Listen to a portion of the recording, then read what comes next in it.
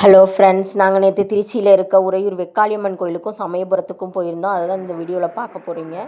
இது தாங்க உறையூரில் இருக்க ஸ்ரீ வெக்காளியம்மன் திருக்கோவில். இது நமக்கு தேவையான எல்லா பொருட்களுமே, இங்கே அர்ச்சனை தேவையான எல்லா பொருட்களுமே நமக்கு கிடைக்குது. வெளியே கடையில் நிறைய இருக்குது. தேங்காய், பூ, பழம், எலுமிச்சம்பழம், மாலை எல்லாமே இங்கே கிடைக்குது. நம்ம வாங்கிக்கலாம். விளக்கு எல்லாமே இருக்குது. 2 வாசல் இருக்குங்க. முன் வாசல் ஒன்று, பின் வாசல் ஒன்று, 2 இருக்குது. ஒவ்வொரு வழியாக தான் நம்ம போகிறோம். உள்ளே போனதும் பார்த்தீங்கன்னா அவ்வளோ கலர்ஃபுல்லாக இருக்குது. பெயிண்டிங்ஸ் எல்லாமே சாமி உருவங்கள் தான் வரைஞ்சிருக்காங்க. அழகாக இருக்குது. இந்த கோயிலோட ஸ்பெஷலே அம்மா வந்து மேற்கூரை இல்லாமல் இருக்காங்க. அம்மாவுக்கு மேலே கோபுரமே கிடையாது. ஃபுல் அண்ட் ஃபுல் வந்து ஓப்பனில் தான். வெயில்னாலும் சரி, மழைனாலும் சரி, அம்மா வெளியே தான் இருக்காங்க. அந்த தெரியுது பாருங்கள், அதுதான் அதுக்குள்ளே தான் அம்மா இருக்காங்க. இது வந்து நம்ம அம்மாவை மட்டும் இல்லை, மற்ற எல்லா சாமிகளுமே இங்கே தரிசனம் பண்ணலாம். நம்ம உள்ளேயே நமக்கு பிரசாத கூடம், தண்ணி வசதி எல்லாமே இருக்குது. வந்து முதல்ல பார்த்தோன்னா நம்மளுக்கு கணபதி வல்ப கணபதி இருக்காங்க. சிவன் வந்து காசி விஸ்வநாதராகவும் விசாலாட்சி அம்மாவும் காட்சி தருவாங்க. அடுத்து பார்த்தோம்னா மயூர முருகர் இருக்கார். இங்கே மயூர முருகர் எல்லாமே ஓப்பனில் தாங்க இருந்துச்சு. இப்போ தான் கேட்டை க்ளோஸ் பண்ணியிருக்காங்க. நாங்கள் போனது வந்து 12 மணிக்கு போயிட்டோம். ஆனால் லைனில் நின்று சாமி பார்க்கறதுக்கு 1 மணி ஆச்சு. இது வந்து மதுரை வீடன் பெரிய அண்ணன் சொல்லி சாமி. இங்கே வந்து இதாங்க ஸ்பெஷலே வந்து என்னென்னா, காலையில் 5 மணிக்கு ஓப்பன் பண்ணாங்கன்னா நைட்டு 9 மணி வரைக்கும் போய் திறந்தே தான் இருக்குது. அம்மாவை எப்போனாலும் வந்து தரிசனம் பண்ணிகிட்டே இருக்கலாம். ஏன் அதை எடுக்கணும்? க்ளோஸிங் டைமே கிடையாது. நைட்டு 9 மணிக்கு தான் க்ளோஸ் பண்ணுறாங்க. இங்கே வந்து சனீஸ்வரர் வந்து பொங்கு சனீஸ்வரராக இருக்காருங்க.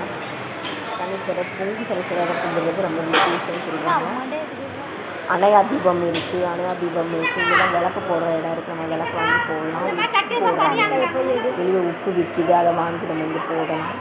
இது என்னென்னு பார்க்குறீங்களா? இதுதாங்க இங்கே ஸ்பெஷலு. இந்த மஞ்சள் கலர் பேப்பர் வந்து இங்கே கோயில் கவுண்டர்லேயே விற்கிது. அதை வாங்கி நமக்கு என்ன பிரார்த்தனையோ அதை நம்ம எழுத்து மூலமாக எழுதி அது சாமியோட பாதத்தில் வச்சு அந்த விழா சூழல் இருந்துச்சுன்னா அதில் வந்து நம்ம கட்டி விட்டுறணும். இன்னும் நம்ம சிலையில் தான் இருந்துச்சு நம்புகிறாங்க. அம்மா ரொம்ப ஐயர் வந்துட்டு நடத்தி வைப்பாங்க. இங்கே எல்லாருமே அதை பண்ணுறாங்க. பெரிய மல்லிகைப்பூ மாலை இவங்க தாங்க அம்மா. தெரியும், அழகழகாக கட்டி தெரியும் நினைக்கிறேன். நல்லா காட்சி தர்றாங்க. அதான் நம்ம சிலையில் இருக்கும்போதே கிளம்பிடுவோம். வெளியிருந்தாங்க எடுத்தோம். நாங்கள் வந்து சாரி, பூ, பழம் எல்லாமே கொண்டு போயிருந்தோம். எல்லாமே பண்ணிவிட்டு அம்மாவுக்கு கொடுத்துட்டு பிரார்த்தனையெல்லாம் நிறைவேற்றிட்டு வந்தோம். நாங்களும் அந்த பேப்பரை வாங்கி எல்லாமே எழுதி கட்டினோம்.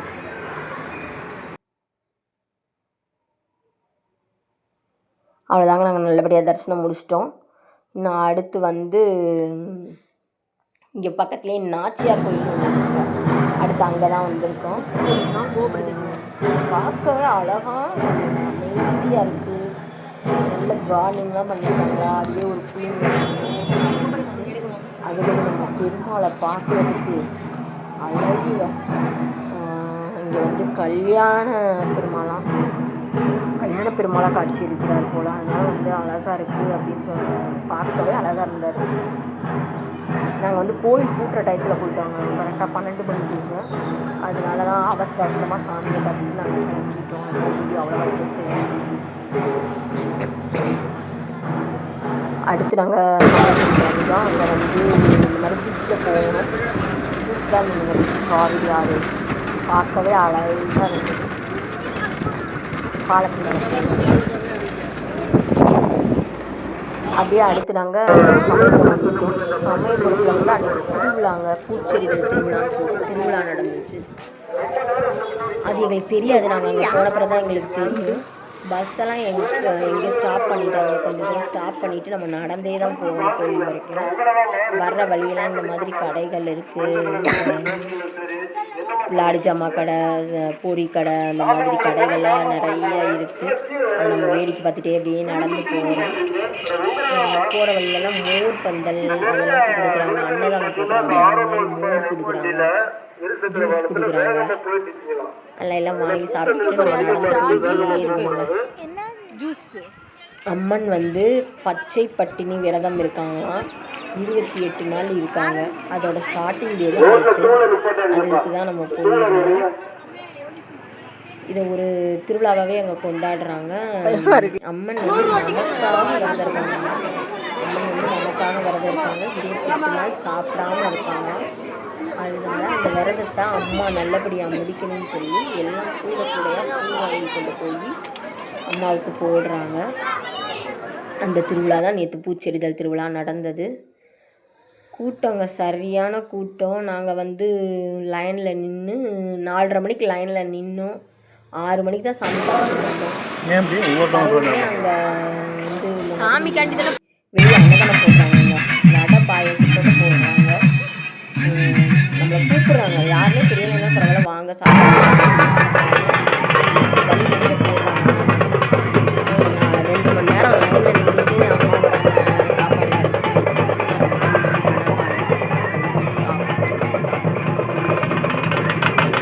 அப்புறம் அது பார்த்தீங்கன்னா இங்கே ஒரு 10 நிமிஷம் வேடிக்கை பார்த்துட்டு திருவிழா ஸ்டார்ட் ஆகிடுச்சுருந்தாங்க. இந்த மாதிரி டிராக்டர்லேயோ குட்டி யானையிலையோ சாமியை நல்லா சூடிச்சு முன்னாடி டான்ஸ் பண்ணிட்டு மேலே காமிக்கணும் வராங்க, கோயில் வரைக்கும் போகிறாங்க. சாமி இந்த மாதிரி மாடலில் சாமி இந்த மாதிரி வாகனங்கள்லாம் வச்சு ஆடி பாடி. சில பேர் சட்டியுமே எடுத்துகிட்டு வந்தாங்க, சில பேர் முளைப்பாரி எடுத்துகிட்டு வந்தாங்க. இது சில பேர் இந்த மாதிரி போகிறாங்க. இந்த மாதிரி டிராக்டர் வண்டிகளில் சாமிகளை சூடிச்சு போகிறாங்க.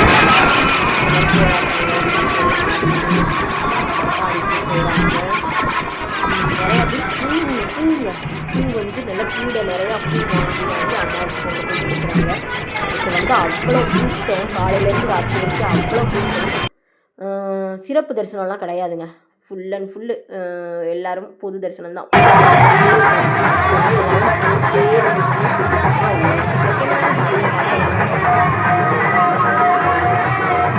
2